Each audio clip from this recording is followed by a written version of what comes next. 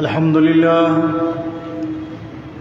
لله نحمده ونستعينه ونستغفره ونؤمن به ونتوكل عليه ونعوذ بالله من شرور أنفسنا ومن سيئات أعمالنا من يهده الله فلا مضل له ومن يضلله فلا هادي له ونشهد أن لا إله إلا الله وحده لا شريك له ونشهد أن سيدنا وشفيعنا ومولانا محمدا عبده ورسوله أرسله بالحق بشيرا ونذيرا وصلى الله تعالى على خير خلقه محمد وعلى آله وأصحابه وأزواجه وذرياته وأهل بيته وسلم تسليما كثيرا كثيرا أما بعد قال الله تبارك وتعالى في القرآن المجيد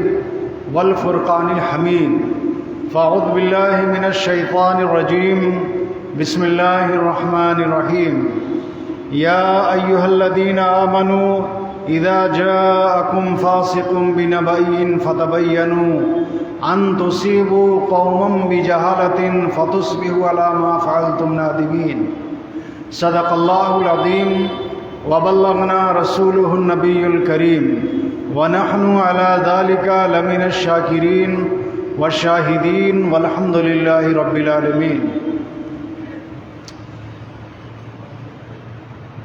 میرے محترم بزرگوں اور اچھے نوجوان ساتھیوں،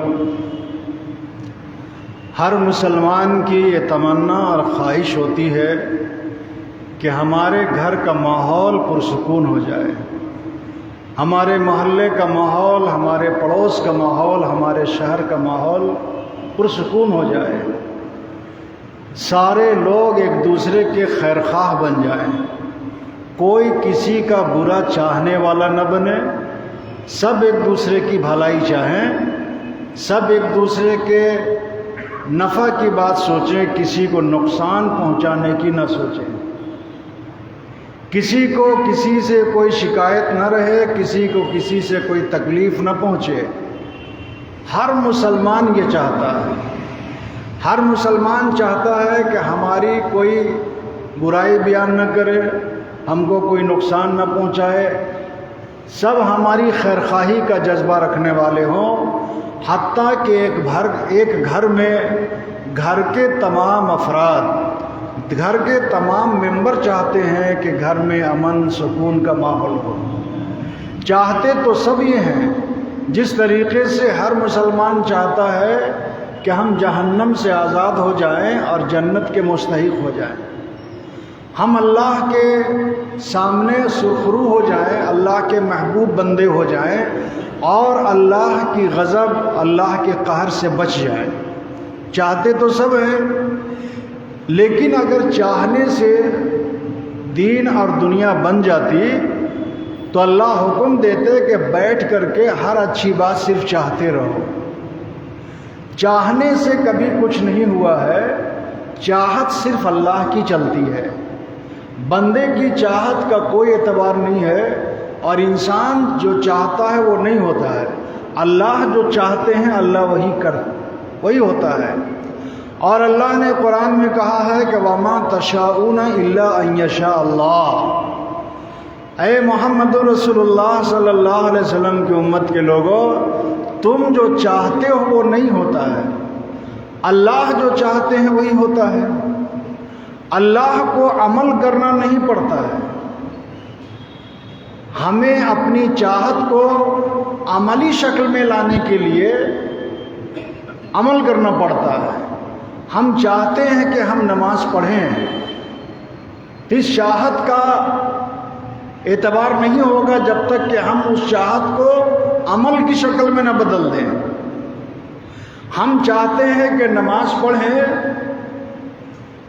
تو جس وقت چاہا ہے اسی وقت ہم نماز نہیں پڑھیں گے، زوال کے وقت ہم چاہ رہے ہیں کہ نماز پڑھیں تو زوال ختم ہونے کا انتظار کرنا پڑے گا، مسجد میں آنا پڑے گا، نماز پڑھنی پڑے گی، تب ہم کہیں گے کہ ایک مسلمان چاہتا تھا کہ نماز پڑھیں تو اس نے چاہ کر نماز پڑھ کے دکھا دیا۔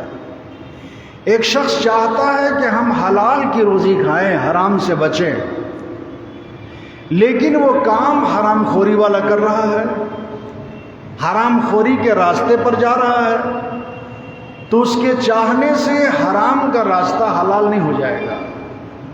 ایک شخص چاہتا ہے کہ ہم قرآن پڑھیں، لیکن وہ دنیا کی ساری کتاب پڑھتا ہے، وہ فیس بک پڑھتا ہے، واٹس ایپ پڑھتا ہے، انسٹاگرام پڑھتا ہے، اس کی چاہت ہوتی ہے تو یہ ساری چیزیں یہ پڑھتا ہے، لیکن قرآن کی چاہت ہونے کے باوجود نہیں پڑھتا۔ تو بندہ مومن انسان جب کسی کام کے کرنے کا ارادہ کرتا ہے یا چاہتا ہے تو اپنی چاہت کو عملی شکل دینی ہوگی۔ جیسے اللہ نے اپنے مومن بندوں سے کہا اور محمد رسول اللہ صلی اللہ علیہ وسلم کو خطاب کر کے کہا، حضور صلی اللہ علیہ وسلم کو متوجہ کرتے ہوئے اللہ نے کہا، اے میرے محبوب قل، آپ لوگوں کو کہیے، سنائیے، بیان کر دیجئے، بتا دیجئے، آپ اپنی امت کو یہ پیغام پہنچا دیجئے، قل ان کنتم تحبون اللہ، اگر تم چاہتے ہو کہ اللہ تم سے محبت کرے، قل ان کنتم تحبون اللہ، اگر تم چاہتے ہو کہ اللہ تم سے محبت کرے، اللہ تم کو اپنے قریب کرے، اللہ کی رحمت اور اللہ کا کرم اور اللہ کا فضل تمہارے اوپر ہو، اگر تم ایسا چاہتے ہو، اگر ایسا چاہتے ہو تو آپ ان سے کہیے فاتبعونی، وہ آپ کے حکم کی پیروی کریں، فاتبعونی، وہ آپ کی سنتوں کی پیروی کریں۔ آپ نے جو کچھ ان کے سامنے قرآن کی شکل میں، دین کی شکل میں، شریعت کی شکل میں، سنت کی شکل میں پیش کیا ہے، ان سے کہیے کہ فاتبعونی، وہ اس کی اتباع کریں، اس کی پیروی کریں، آپ کے قدموں کے پیچھے چلیں، یحببکم اللہ، تب ان کی چاہت پوری ہوگی اور اللہ بھی ان سے محبت کرنے لگے گا، اللہ بھی ان کے قریب ہو جائے گا، اللہ ان کو اپنے قریب کر لے گا، اور اللہ کی قربت اور اللہ کی نزدیکی کا اثر کیا لگے گا؟ یغفر لکم ذنوبکم، سب سے پہلی نزدیکی کا فائدہ یہ ہوگا کہ اللہ اپنے ان بندوں کے تمام گناہوں کو معاف کر دے گا، بخش دے گا۔ تو اللہ کی چاہت بندوں کے مقابلے میں اس طرح کی ہے، اللہ جب کسی کام کے کرنے کا ارادہ کرتے ہیں، چاہتے ہیں، تو اللہ کو ہماری طرح عمل کرنا نہیں پڑتا ہے، اللہ نے اپنے عمل کا طریقہ، اپنے عمل کا انداز بتایا، اذا قضى امرا فانما يقول له كن فيكون، جب اللہ کسی کام کے کرنے کا ارادہ کرتے ہیں، اللہ کسی کام کو کرنا چاہتے ہیں، تو اللہ پلاننگ نہیں کرتے، کام میں نہیں لگتے، اللہ جب کسی کام کے کرنے کا ارادہ کرتے ہیں، چاہتے ہیں، تو اللہ کہتے ہیں کن، ہو جا، تو وہ چیز ہو جاتی ہے۔ آسمان کو اللہ نے لفظ کن سے بنایا، آسمان بنانے کے لیے اللہ نے مٹیریل جمع نہیں کیا، ہماری طرح چیزوں کی تشکیل اور چیزوں کے بنانے کے لیے ہم مٹیریل، سامان، پدارتھ جمع کرتے ہیں۔ اللہ کہتا ہے کہ اذا اراد شیئا ان یقول له کن فیکون، ہم نے جب کسی چیز کا ارادہ کر لیا تو ہم نے کہا کہ وہ چیز ہو جا، تو وہ چیز ہو گئی۔ آسمان کو اللہ نے کن سے پیدا کیا، مٹیریل جمع نہیں کیا۔ اللہ نے زمین کو کن سے پیدا کیا، اللہ نے دریاؤں کو کن سے پیدا کیا، سورج کی تابانی کو کن سے پیدا کیا، چاند کی چاندنی کو کن سے پیدا کیا۔ دنیا کی تمام مخلوق چھوٹی ہو یا بڑی ہو، اللہ نے مٹیریل جمع نہیں کیا بلکہ کن سے پیدا کیا۔ تو اللہ چاہتے ہیں تو ہو جاتا ہے، لیکن ہمارے چاہنے سے صرف نہیں ہوتا ہے. ہم تو چاہتے ہیں کہ ایک رات میں امیر ہو جائیں، نہیں ہوتے ہیں. ہم تو چاہتے ہیں، طالب علم چاہتا ہے کہ ہم ٹاپ کر جائیں، تو صرف اس کے چاہنے سے وہ ٹاپ نہیں کرے گا. جس نے انٹرویو دیا ہے سروس کے لیے، وہ چاہتا ہے کہ میرٹ لسٹ میں آ جائے، لیکن اس کے چاہنے سے اس کا نام میرٹ لسٹ میں نہیں آئے گا. اس کی چاہت کو عملی کوشش کا جامہ پہنانا پڑے گا. اگر وہ چاہتا ہے کہ گورنمنٹ سروس میں میرٹ لسٹ پر آ جائے، انٹرویو میں فرسٹ ہو جائے، تو اس کو اسی اعتبار سے محنت کرنی ہوگی، عمل کرنا ہوگا. اسی طریقے سے کوئی طالب علم چاہتا ہے کہ میں اسکول کا ٹاپر بنوں، میں ضلع کا ٹاپر بنوں، میں اسٹیٹ کا ٹاپر بنوں، تو دن رات اس کے چاہنے سے وہ ٹاپر نہیں بن سکتا.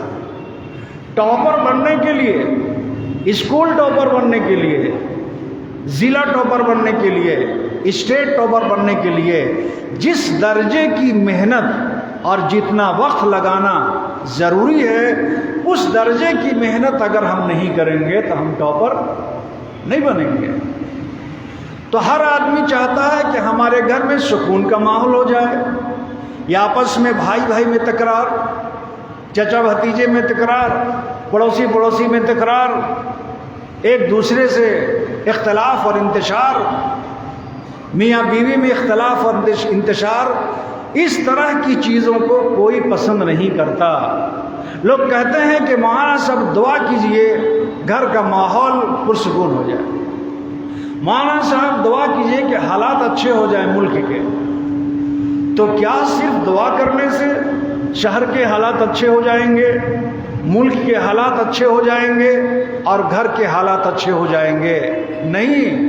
قرآن میں اللہ نے بتایا کہ اے لوگوں، صرف میرے چاہنے سے بغیر عمل کیے ہوئے سب کچھ ہوتا ہے، لیکن تمہارے چاہنے سے بغیر عمل کے کچھ نہیں ہوگا. تم چاہتے ہو کہ تمہاری زندگی پرسکون ہو جائے، تمہارے گھر میں امن اور سکون ہو جائے، تو جو چیزیں زندگی میں بے چینی لاتی ہیں، جو چیزیں پرسکون زندگی میں خلل پیدا کرتی ہیں، ان چیزوں سے بچنا ہوگا، ان چیزوں سے بچنا ہوگا. دنیا کے معاملات میں ہم اس پر عمل کرتے ہیں. وائرل فیور چلا اور وائبر فیور کا ہم شکار ہو گئے اور ہم کو بخار آ گیا، آپ کو بخار آ گیا، آپ کی اولاد، بیٹا بیٹی، بیوی بھائی بھتیجا بخار آ گیا.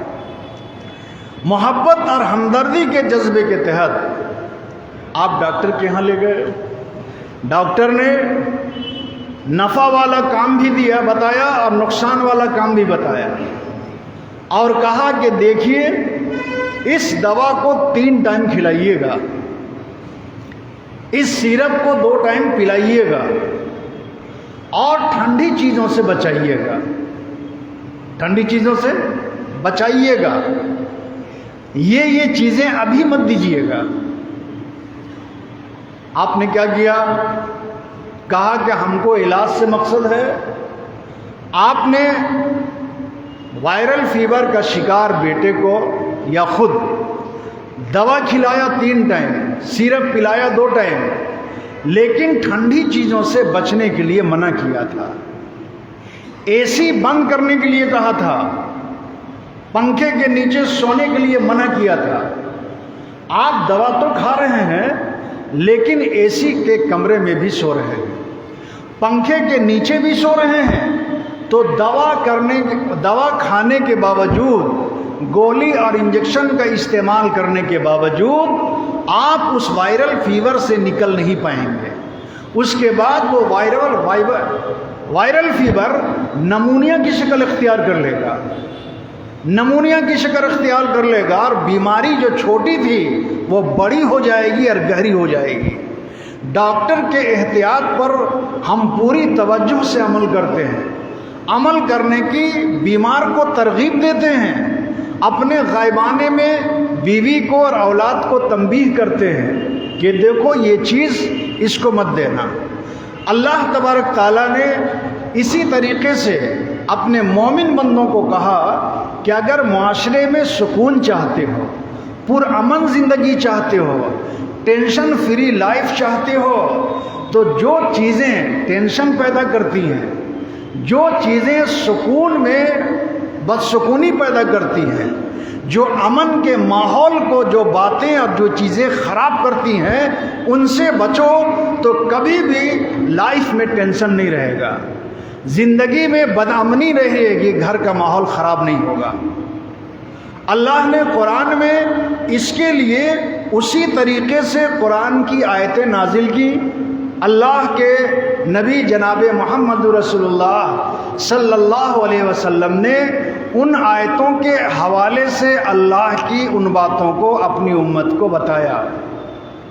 جس طریقے سے قرآن میں اللہ نے کہا کہ اقیموا الصلاۃ، اے لوگو نماز قائم کرو، وآتوا الزکاۃ، اے لوگو اپنے مال کی زکوٰۃ ادا کرو، رمضان کا مہینہ اور رمضان کا چاند دیکھ لو تو رمضان کا روزہ رکھو۔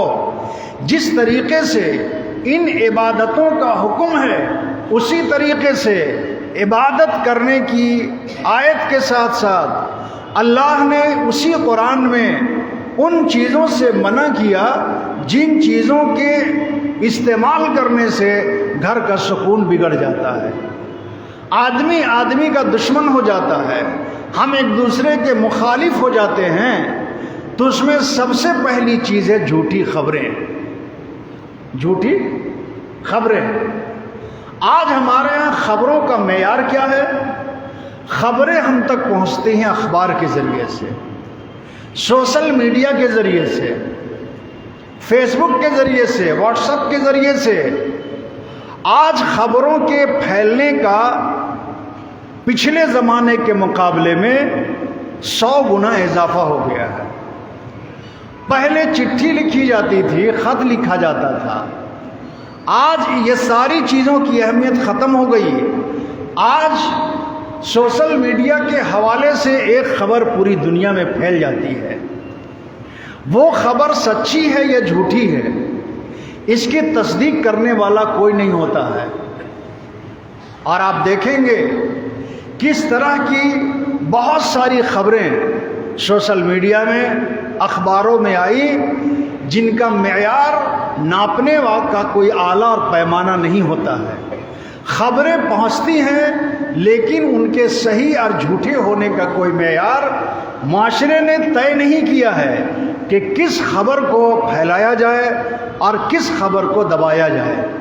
اللہ کے نبی جناب محمد رسول اللہ صلی اللہ علیہ وسلم نے اپنے زمانے میں، جب وہ زمانہ خیر کا تھا، لوگ جھوٹ بولنے سے پرہیز کرتے تھے، جس شریعت نے جھوٹ بولنے کو بڑا گناہ قرار دیا۔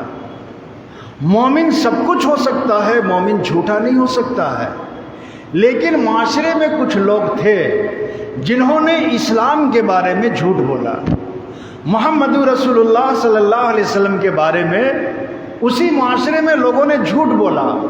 آپ ساحر نہیں تھے، جادوگر نہیں تھے، لیکن محمد رسول اللہ صلی اللہ علیہ وسلم کے معاشرے میں جن لوگوں کو اسلام سے، مسلمانوں سے اور اللہ کے رسول سے سخت ترین دشمنی تھی، اختلاف تھا، عداوت تھی، ان کا اختلاف محمد رسول اللہ سے خاندانی نہیں تھا، مال و جائیداد کا جھگڑا نہیں تھا، سارا اختلاف مشرکین مکہ کو اور مدینہ کے یہودیوں اور عیسائیوں کو اور دوسرے مشرکین کو مسلمانوں سے اختلاف اسلام کی بنیاد پر تھا۔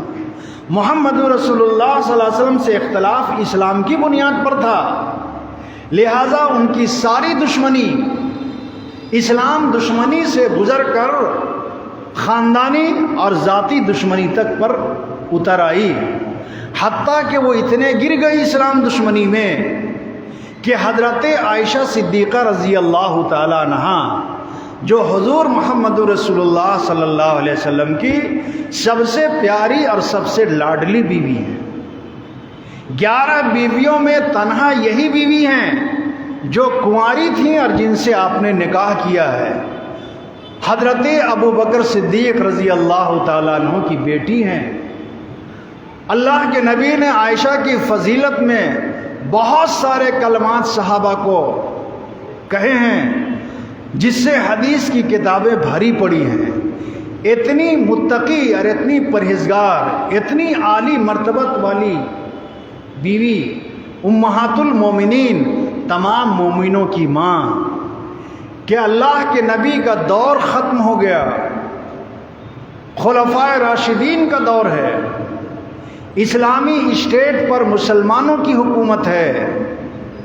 تمام خلفائے راشدین نے حضرت ابو بکر رضی اللہ تعالیٰ عنہ سے لے کر سیدنا علی رضی اللہ تعالیٰ عنہ تک ازواج مطہرات کا، آقا صلی اللہ علیہ وسلم کی بیویوں کا جو اس وقت تک حیات تھیں، وظیفہ مقرر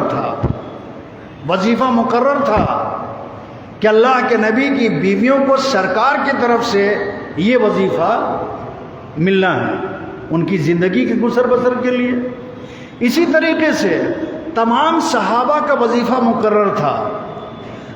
اب اس وظیفہ میں اس سرکاری پینشن کہہ لیجئے، مدد، تعاون کہہ لیجئے، اعزاز کہہ لیجئے، اس وظیفے میں صحابہ کے مقام اور مرتبے کے اعتبار سے رقم زیادہ اور کم ہوا کرتی تھی۔ جیسے جو صحابہ بدری تھے 313، ان کی قربانی زیادہ تھی، تو خلفائے راشدین نے صحابہ کا سرکاری وظیفہ زیادہ باندھا تھا۔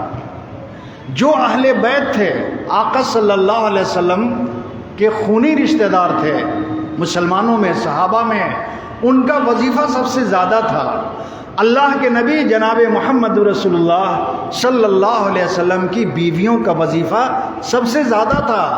اسی طریقے سے غزوہ احد والے، خندق والے، حنین والے، فتح والے، صحابہ کی جس طریقے سے درجہ بندی تھی، اسی طریقے سے خلفائے راشدین نے ان کا وظیفہ طے کیا ہوا تھا۔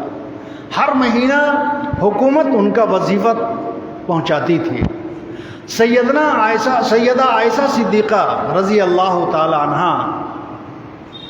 کا وظیفہ 2 لاکھ درہم تھا سالانہ، 2 لاکھ درہم۔ کتنی متقی اور پرہیزگار تھی،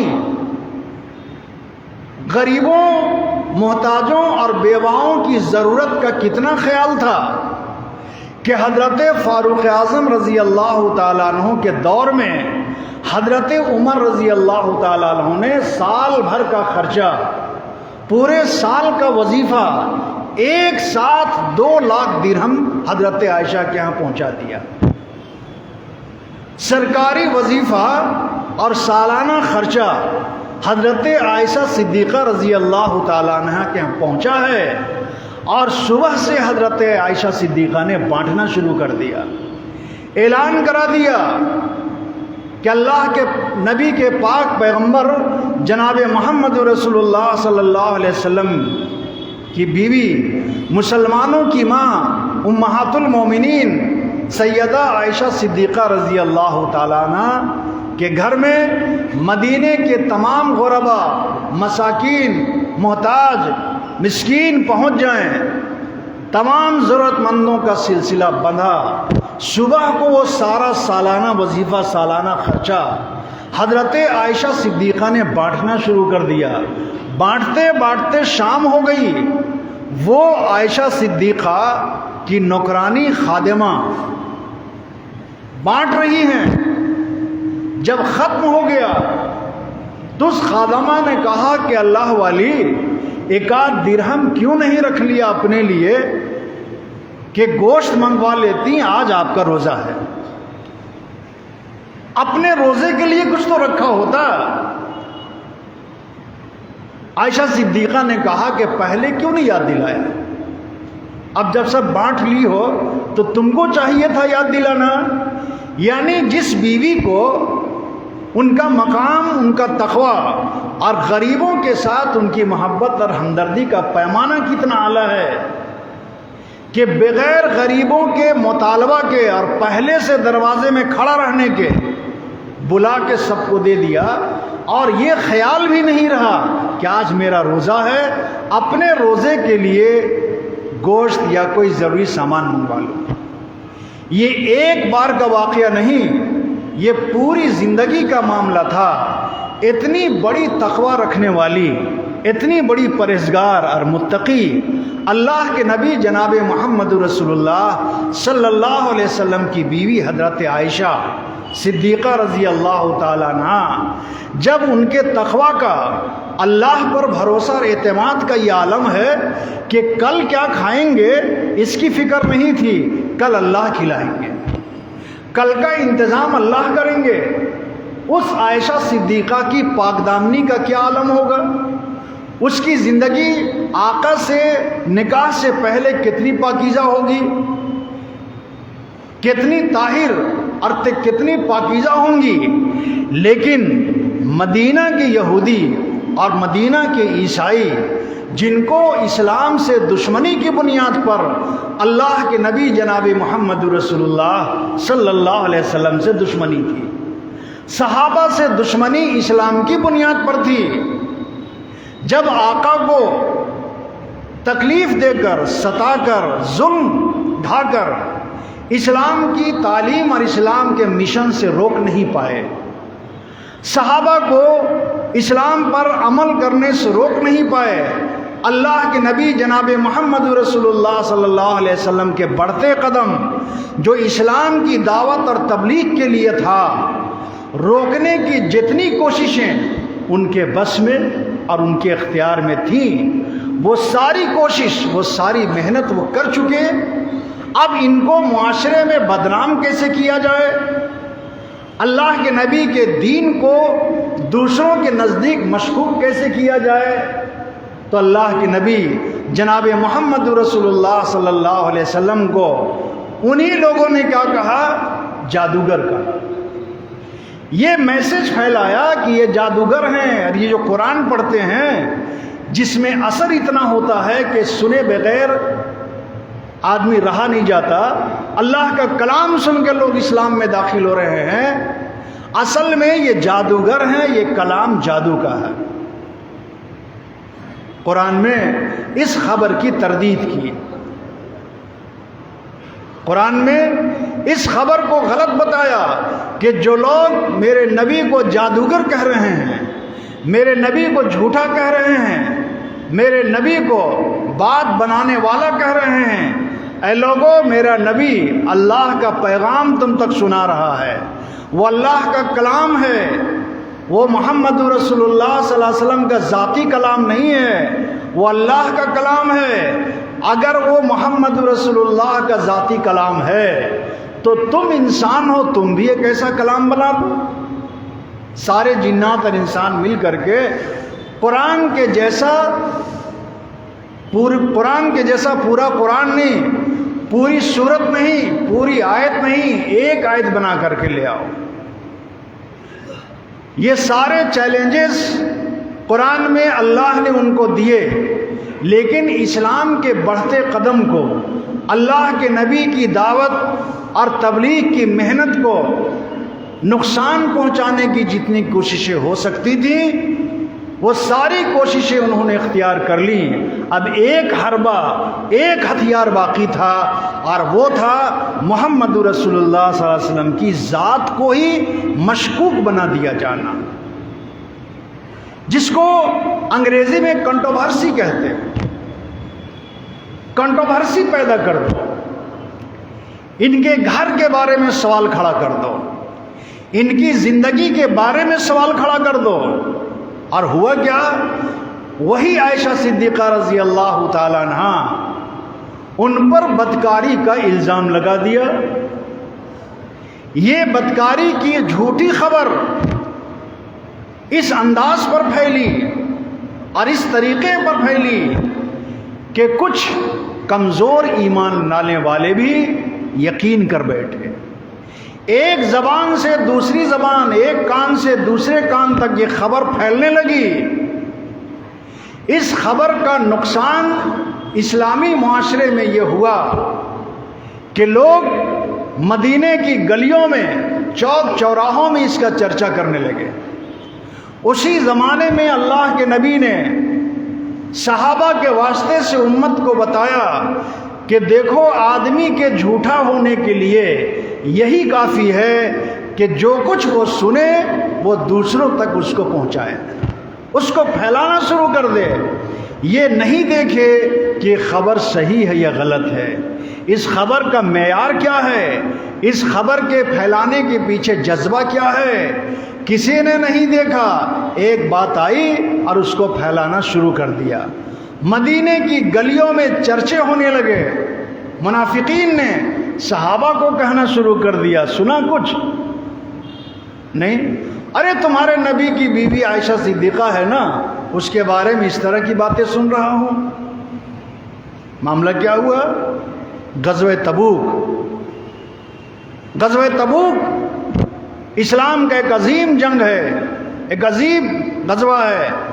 مسلمان مدینہ واپس ہو رہے ہیں۔ اللہ کے نبی نے غزوہ تبوک میں فتح کے بعد، اور غزوہ تبوک میں مقابلہ کس سے تھا؟ یہودیوں سے تھا، عیسائیوں سے تھا۔ کہا کہ اب کوچ کرو۔ اللہ نے فتح 1 مہینے کے بعد فتح حاصل کی، یہودیوں کے تمام قلعے فتح ہو گئے، کوچ کرو۔ اللہ کے نبی کا طریقہ تھا کہ جنگ میں جاتے تھے تو قرعہ اندازی ہوتی تھی کہ کس بیوی کو ساتھ لے جائیں۔ قرعہ اندازی میں جس کا نام نکلتا تھا تمام بیویوں کا نام لکھ کے ڈال دیا۔ اب ایک نام نکالنا ہے اور یہی عدل الانصاف ہے۔ حضرت عائشہ کا نام نکلا، مختلف موقع پر مختلف بیویوں کا نام نکلا۔ قرعہ اندازی میں حضرت عائشہ صدیقہ کا نام نکل گیا۔ حضرت عائشہ صدیقہ دبلی پتلی اور ہلکی تھی اس زمانے میں۔ اونٹ میں ہودج تھا، ہودج، ڈولی نما جو ہوتا ہے، ہودج، ہودج اتار کے رکھا ہوا تھا۔ حضرت عائشہ صدیقہ رضی اللہ تعالی عنہ قضائے حاجت، فطری ضرورت کے لیے آبادی سے، قافلے سے دور گئی ہوئی تھی اپنی خادمہ کے ساتھ۔ جب لوٹی تو ہاتھ گلے میں آیا تو دیکھا کہ ہار نہیں ہے، جو اپنی بڑی بہن اسما کا ہار پہن کے آئی تھی۔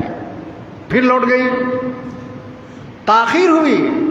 اللہ کے نبی نے کہا کہ چلو، تو وہ ہودج، وہ ڈولی جو اونٹنی کے اوپر رکھی جاتی تھی، قہار نے اٹھا کے رکھ دیا۔ اس ڈولی اور اس ہودج کے وزن میں پتہ نہیں چلا کہ اس کے اندر عائشہ صدیقہ ہے یا نہیں ہے۔ لوگوں نے سمجھا کہ ہے، چلے۔ پیچھے سے ایک صحابی، قافلہ میں یہ اصول تھا کہ پیچھے سے 1-2 صحابی رہتے تھے۔ قافلہ اگر یہاں سے چلا ہے تو پیچھے ایک صحابی آ رہا ہے، اور جہاں قافلہ رکا ہے وہ پورے میدان میں اونٹنی کی لید دیکھ کر سمجھ جاتا تھا کہ قافلہ یہاں رکا ہے۔ کسی کی چادر، کسی کا زیور، کسی کا کوئی سامان چھوٹا تو نہیں ہے۔ وہ اس میدان میں چکر لگاتا تھا۔ پھر قافلہ آگے بڑھا، یہ پیچھے سے پھر اس میدان میں گیا۔ تو یہ لوگوں کے سامان کی حفاظت کا ایک طریقہ تھا، جیسے آج ہم سامانوں کی حفاظت ویڈیو کیمرہ لگا کے کرتے ہیں۔ اس کے باوجود مسجدوں سے لوگوں کے ہیلمٹ چوری ہو جا رہے ہیں، جوتے چوری ہو جا رہے ہیں، کیمرہ لگانے کے باوجود حوصلہ کتنا زیادہ ہے۔ بہرحال قافلہ چلا۔ حضرت عائشہ جب آئی ہیں تو دیکھا کہ سارے لوگ چلے گئے، لیکن ذہین، انٹیلیجنٹ اتنی تھی کہ اللہ کے رسول کسی پڑاؤ میں جب ہم کو نہیں دیکھیں گے تو پیچھے سے آدمی بھیجیں گے، یا پیچھے سے جو فرد آ رہا ہے وہ ضرور آئے گا۔ ایک درخت کے نیچے حضرت عائشہ لیٹ گئی، چادر اوڑھ کے، چہرہ کھلا ہے۔ پیچھے سے آنے والا شخص صحابی رسول صفوان ابن معطل رضی اللہ تعالیٰ عنہ ہیں۔ انہوں نے پردے کی آیت نازل ہونے سے پہلے حضرت عائشہ صدیقہ رضی اللہ تعالیٰ عنہ کو دیکھا تھا۔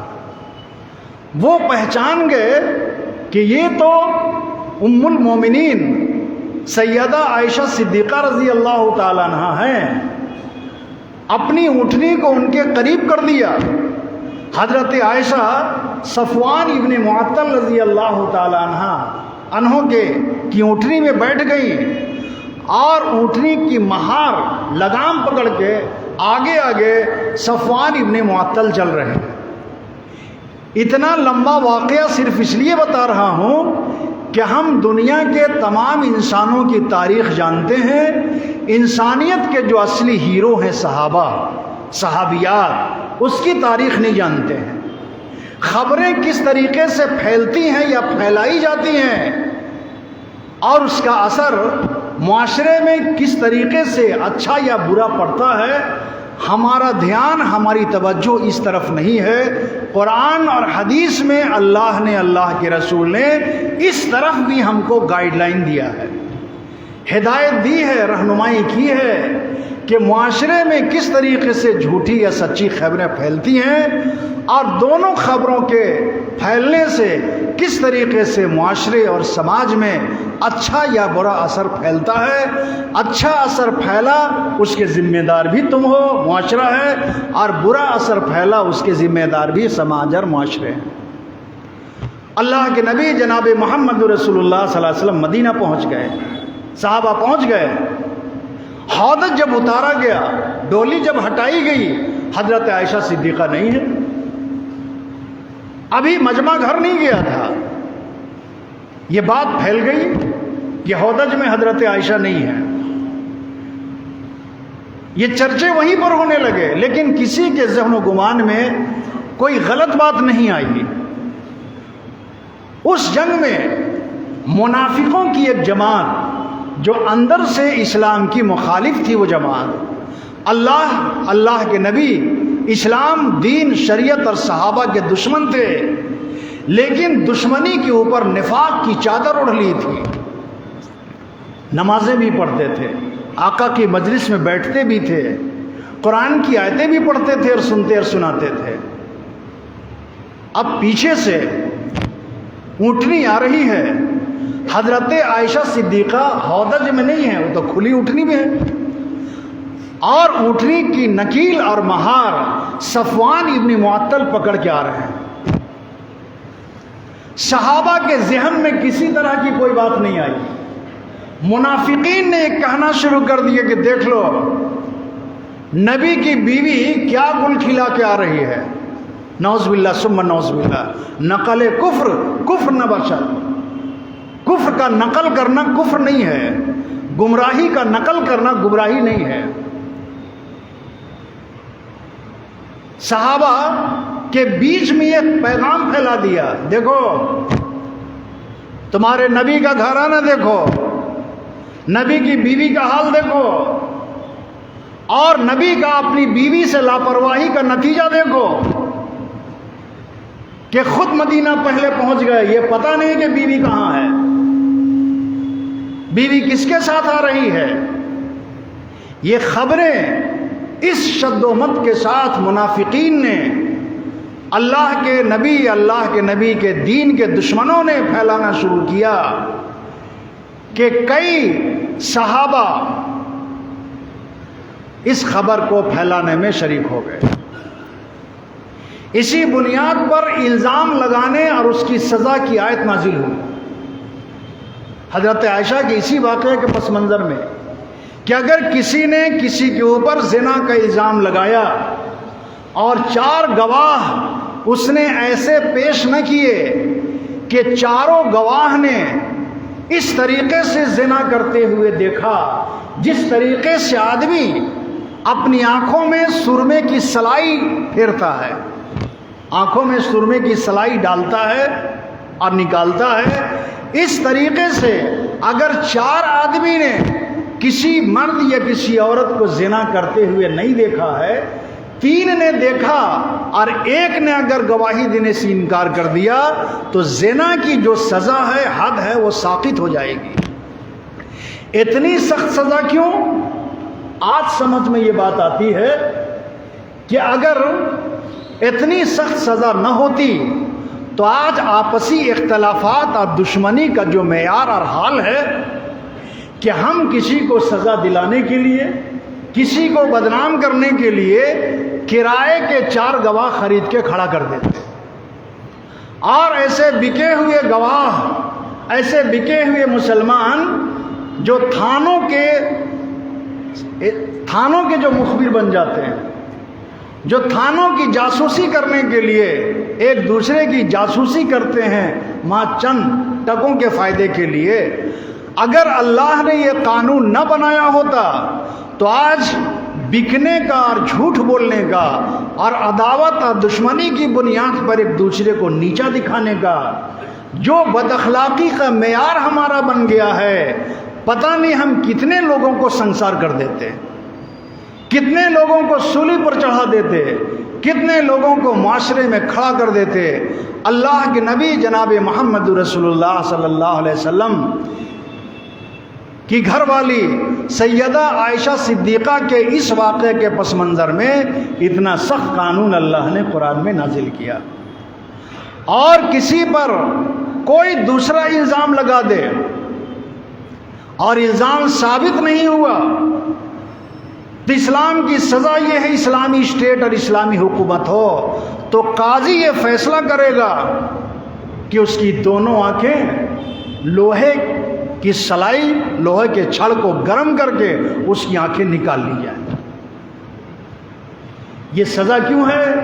اتنی سخت سزا اس لیے ہے تاکہ معاشرے میں لوگ ایک دوسرے کی عزت سے کھلواڑ نہیں کریں۔ اختلاف رائے کا اختلاف کوئی بری چیز نہیں ہے، حتیٰ کہ اللہ کے نبی جناب محمد رسول اللہ صلی اللہ علیہ وسلم کی رائے سے صحابہ نے اختلاف کیا۔ اختلاف نبی کی مخالفت کی بنیاد پر نہیں کیا، بلکہ اللہ کے نبی نے صحابہ سے پوچھا کہ مدینے پر ایک متحدہ حملہ کرنے کی تیاری ہو رہی ہے، بدر کا بدلہ لینے کے لیے، اسلام کی پہلی لڑائی، اسلام کا پہلا غزوہ بدر، جس میں اللہ نے 313 مسلمانوں کو محض اپنے فضل و کرم سے کامیابی اور کامرانی سے فیضیاب کیا تھا، اور 70 گروپ لیڈر آف کفر مارے گئے تھے، کافروں کے بڑے بڑے سردار مارے گئے تھے۔ اس کا بدلہ لینے کے لیے 1 سال کے بعد غزوہ احد کی تیاری ہو رہی ہے۔ صحابہ سے مشورہ کیا کیا جائے، تو وہ صحابہ جو 1 سال کے بیچ میں ایمان لائے، جو بدر میں شریک نہیں تھے، ان نوجوان صحابہ نے اپنے ایمانی جذبے کی بنیاد پر اور بدری صحابہ کی فضیلت میں قرآن کی جو آیتیں نازل ہوئی، وہ 313 صحابہ جنہوں نے اپنی جان کو، اپنے مال کو، اپنی اولاد کو 1000 دشمنوں کے مقابلے میں داؤں پر لگا دیا، صرف اس لیے کہ اسلام زندہ رہے، اللہ کے نبی کا پیغام زندہ رہے، اللہ کا دین زندہ رہے۔ اس کے لیے 313 نے تعداد کی قلت کو نہ دیکھا، اللہ کی نصرت اور مدد کو دیکھا، ساز و سامان اور ہتھیار کو نہیں دیکھا، اللہ کی رحمت، اللہ کی طاقت اور اللہ کی قدرت کو دیکھا، داؤں پر لگا دیا۔ ان بدری صحابہ کی فضیلت میں قرآن کی آیت نازل ہوئی، اعملوا ما شئتم۔ اے بدر کے میدان میں 313 صحابہ جنہوں نے اپنی جان، اپنا مال، اپنی اولاد کو قربان کرنے کا جذبہ پیش کر دیا، اب تم جو چاہے کرو، تم سے کوئی پوچھ گچھ نہیں ہوگی۔ اعملوا ما شئتم۔ بدری صحابہ کی اس فضیلت کو دیکھتے ہوئے غزوہ بدر میں صحابہ نے مشورہ دیا، اور خاص کر نوجوان صحابہ نے، کہ مدینے سے باہر نکل کر کے حملہ کیا جائے، اسلام اور مسلمانوں کے مخالفین کا مقابلہ مدینہ سے باہر نکل کر بدر کی طرح کیا جائے۔ لیکن اللہ کے نبی کی رائے اور خواہش یہ تھی کہ مدینہ میں رہتے ہوئے مقابلہ کیا جائے، تاکہ مسلمانوں کی جان، مال، عزت و آبرو کا نقصان کم سے کم ہو۔ لیکن رائے آ گئی اللہ کے نبی تیار ہو گئے، چلو ٹھیک ہے۔ لیکن جب صحابہ کو اندازہ ہو گیا، سینئر صحابہ کو، کہ اللہ کے نبی کی رائے مدینہ میں رہ کر مقابلہ کرنے کی تھی، تو سارے سینئر صحابہ گئے اور کہا کہ اللہ کے رسول، ہم راضی ہیں اللہ کے رب ہونے پر، آپ کے اللہ کے نبی ہونے پر، دین اسلام اور شریعت پر راضی ہیں، آپ جو چاہتے ہیں وہی ہوگا۔ کہا کہ نہیں، اب تو مشورہ ہو چکا، اب مشورے پر فیصلہ ہوگا، باہر چل کے مقابلہ ہوگا۔ بدری صحابہ، غزوہ احد میں مشورہ ہو گیا، تو نبی نے صحابہ سے مشورہ لیا، اور صحابہ کے درمیان بھی اختلاف رائے ہوتا تھا۔ اختلاف کسی سے ہو جائے یہ بری بات نہیں ہے، اختلاف عداوت اور دشمنی میں بدل جائے یہ بری بات ہے۔ اختلاف عداوت اور دشمنی میں بدل جائے۔ آج میاں بیوی کا اختلاف گھر میں ہوتا ہے نا، ہماری ذہنیت بدل گئی ہے نا۔ ایک لڑکی اپنے سسرال میں کام بہت کرتی ہے، ماں کو شکایت ہے، بیٹی سے ہمدردی ہے، نہیں میری بیٹی گھر میں اتنا کام نہیں کرتی تھی، بہت آپ لوگ کام کرواتے ہیں، کام بہت ہو جاتا ہے۔ گھر میں بیٹی کا کام کرنا، بہو کا کام کرنا، یہ بیٹی کو تکلیف پہنچانے کے برابر ہے، یہ اس کے ماں باپ سوچتے ہیں، بھائی سوچتے ہیں۔ لیکن وہی بیٹی اگر پرائیویٹ سیکٹر میں یا سرکاری سیکٹر میں دن بھر 8 گھنٹہ ڈیوٹی کرے تو نہیں، ہماری بیٹی تو جاب کرتی ہے، باہر شریعت کا دائرہ توڑ کر بے پردگی میں سرکار کا کام کرے تو وہ جاب ہے، اور گھر میں خدمت کرے۔ گھر میں کام کس کا ہے؟ برتن دھو رہی ہے، کھانا پکا رہی ہے، تو ان کھانوں میں کس کا کھانا بن رہا ہے؟ اس کے شوہر کا بن رہا ہے، اس کے بچوں کا بن رہا ہے، اس کے شوہر کی ماں کا بن رہا ہے، باپ کا بن رہا ہے، بھائی کا بن رہا ہے۔ تو یہ ہے کہ کام بہت آپ لوگ کرواتے ہیں، میری بیٹی کو بہت کام کرنا پڑتا ہے۔ اور وہی بیٹی اگر سرکاری یا غیر سرکاری سیکٹر میں ہوتی تو غیر محرم آ رہے ہیں اس سے کام کروانے کے لیے، میڈم ہمارا یہ کر دیجئے، وہ کر دیجئے، یہ کر دیجئے، حتیٰ کہ وہ آفس میں ہے، کام کا بوجھ اتنا پڑتا ہے کہ لنچ ٹائم پر وہ نہیں کر پاتی ہے۔ تو سرکاری دفتر میں کام فیشن ہے، عیب نہیں ہے، لیکن گھر میں کام کرنا عیب ہے۔ اب میاں بیوی کا اختلاف